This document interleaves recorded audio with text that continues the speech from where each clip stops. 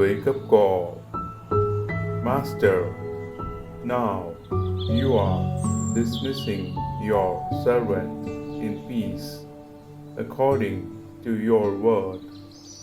The Gospel of St. Luke, chapter 2, verse 29. കർത്താവേ, അവിടുത്തെ വാഗ്ദാനമനുസരിച്ച് ഇപ്പോൾ ഈ ദാസനെ സമാധാനത്തിൽ വിട്ടയക്കണമേ. വിശുദ്ധ ലൂക്കായുടെ സുവിശേഷം അധ്യായം 2 വാക്യം 29. Good morning. Laudetur Jesus Christus.